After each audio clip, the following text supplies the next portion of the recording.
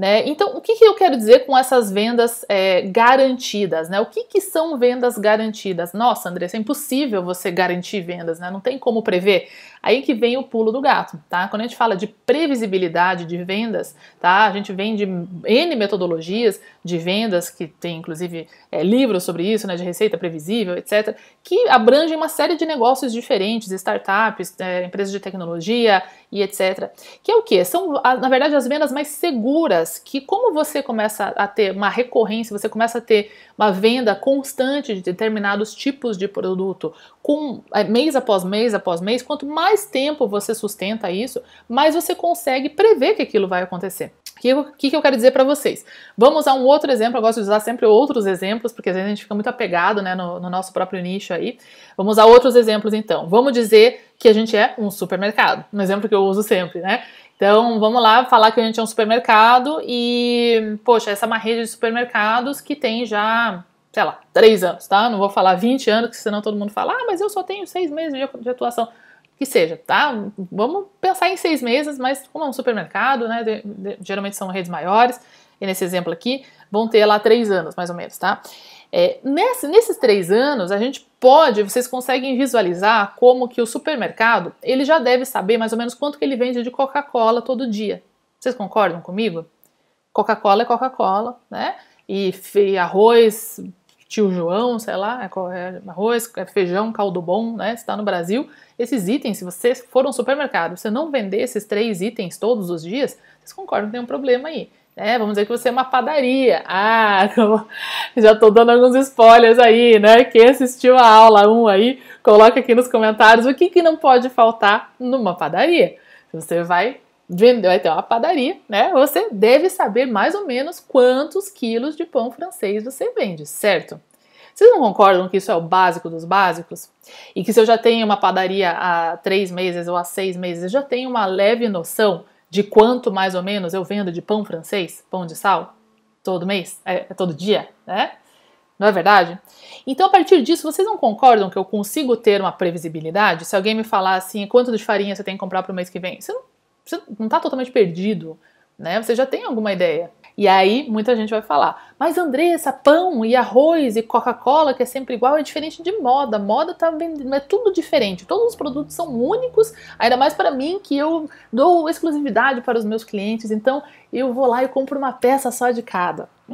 Esse é o maior mito amador das compras e do comércio de moda, né? Isso é o que separa os negócios profissionais dos amadores. Você precisa, de uma vez por todas, dominar isso antes que isso te domine e você acabe subdesenvolvendo potenciais de venda e pulverizando todo o seu investimento em produtos que não te dão vendas previsíveis, tá? E vendas garantidas. Então, é isso que a gente começa a entender. Lógico, não é 100% do seu negócio que você vai prever, porque de fato a gente trabalha com produtos com sazonalidade, com moda, com tendência, com desejos, uma coisa que aparece na novela e etc, outras coisas que vão aparecendo aí. Então, quando a gente vai falar de vendas garantidas, quando a gente trabalha com negócios de moda, no exemplo que eu dei do supermercado, a base da pirâmide, né, do mix de produtos, ele geralmente é aonde a gente tem essa previsibilidade de vendas, essa expectativa que eu posso contar com aquele valor de vendas quando eu tenho uma boa gestão de algumas linhas de produto.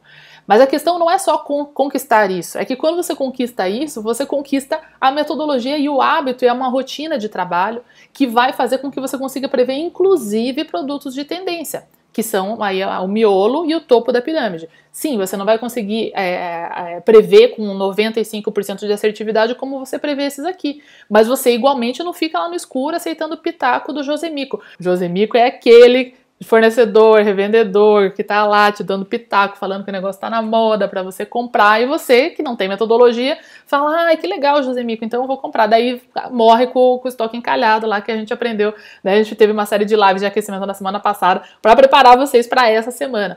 Então você não fica à deriva, você tem um método inclusive para esse trabalho de você estruturar as linhas de produto, que elas têm um pouco mais de risco, porque a gente sabe um pouco menos sobre elas, tá? Mas você vai saber muito mais essa previsão do que você saberia lá no chutômetro ou nos pitacos do Josemico, tá? Então, por isso que é extremamente importante isso, não é só para você ter as vendas garantidas e previsíveis, que já é uma baita de uma conquista, tá?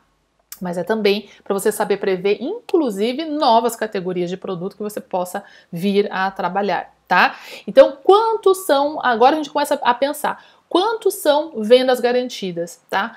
Quando vocês assistem lá a aula 1 da maratona, a gente vai falar bastante de um diagnóstico, onde eu estou orientando, eu ensino lá, mostro na tela e tudo mais, os exercícios para vocês já começarem a identificar os produtos que a gente tem esse potencial de ter as vendas garantidas. Então já começa a entender quantos por cento aqui dos produtos que você tem a gente já pode transformar em vendas garantidas, tá? E em moda, é lógico que se a gente for mais simplista, a gente consegue centralizar isso um pouco, mas em algumas linhas mais básicas, tá? Básicas ou clássicas ou perenes, como é outro termo que a gente usa muito aí em coleções de moda. Então, se alguém falou aqui de t-shirts, tem os jeans, tem as leggings, tem uma série de produtos icônicos, né, que eu falo muito dos produtos icônicos, etc.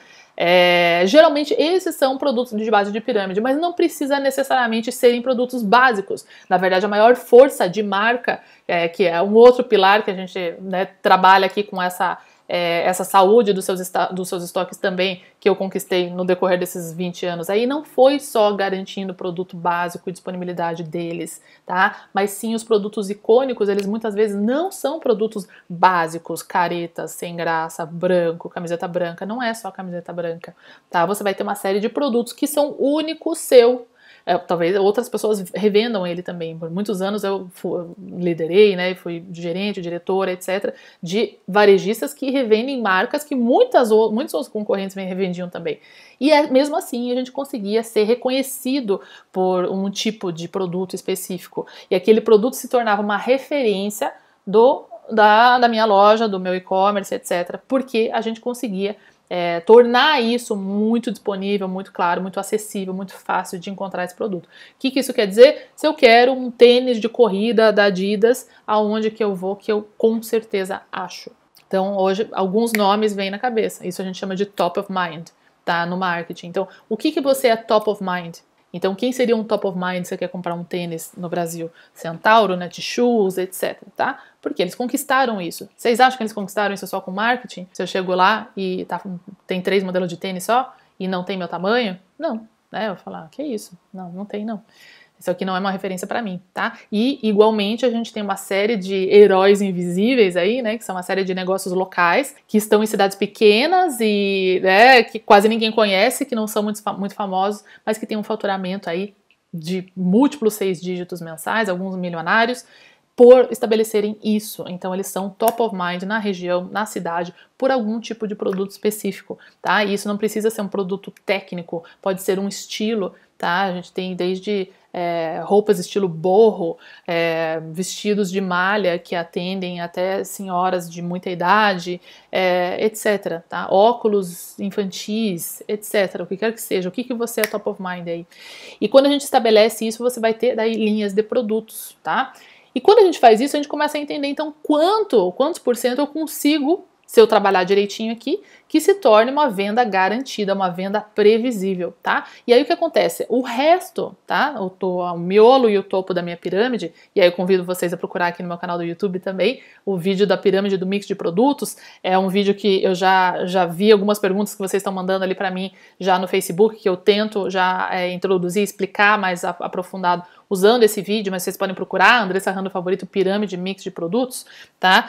Que vai explicar isso para vocês também. A gente reserva um pouco mais de risco para experimentar novas linhas de produtos, só que se aquele produto não der certo, não só eu conseguir quantificar corretamente, de forma que eu não vou apostar todas as minhas fichas num tie-dye da vida, eu vou saber para o meu negócio quanto que o tie-dye tem potencial, que para alguns de vocês é excelente, para outros é um mico, tá? E eu vou colocar o número de quantidade de peças e de compra adequado para aquele tipo de produto lá, para aquele período de vendas, enquanto eu já tenho a segurança que a base da minha pirâmide está pagando as minhas contas. Isso é super importante, porque toda vez que você vai testar um novo tipo de produto, uma nova categoria, etc., você tem que ter segurança que você tem uma retaguarda, que se aquele teste não der certo, você tem algo que está pagando as suas contas ali.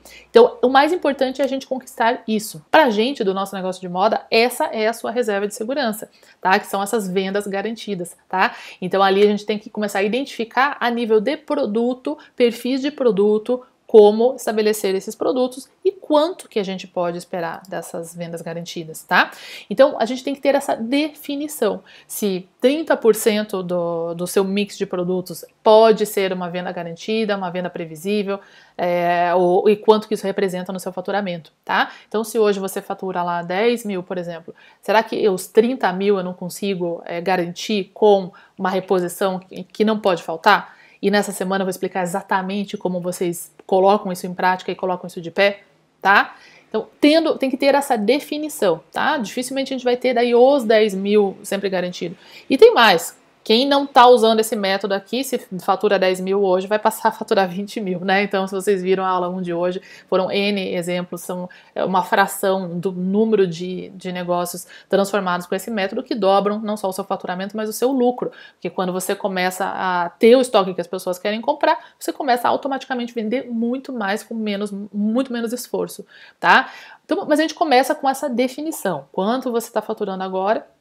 E quais desses produtos a gente pode começar a trabalhar para conquistar as vendas garantidas e quais a gente já começa a ter um pouco mais de segurança, mesmo que sejam produtos de moda, produtos mais voláteis, etc.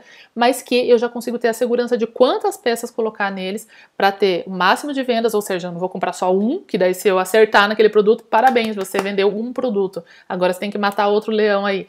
Mas não, que se eu acertar nesse produto que eu consiga vender ao máximo aquele perfil de produto ou aquele modelo e etc, que eu tenha a grade correta daquele produto, né, e tudo mais, e que eu tenha o mínimo dos produtos que às vezes eu tenho que ter para compor o meu mix, mas que não fazem parte aí do que realmente me traz a receita, tá?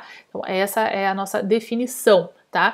E aí eu vou pensar no meu orçamento e na minha meta, tá? Então tô faturando 10, você vai ter a meta de quanto? De 12, de 15 e etc, tá? Se a minha meta vai de 10 para 15 e eu quero que uma grande parte disso, que uns 30% venha da minha venda previsível, da minha venda garantida, e eu vou ter essa definição de quais produtos aí que a gente vai trabalhar melhor e eu vou dedicar o meu orçamento para garantir o estoque desses produtos. Porque se eu defino isso, mas daí eu pego o meu orçamento e vou lá perdida, lá na louca, lá escutar o Josemico, vou lá, oi Josemico, cheguei, tô aqui cheio de dinheiro, tô com o cartão de crédito aqui, o que tá na moda? Aí não adianta nada.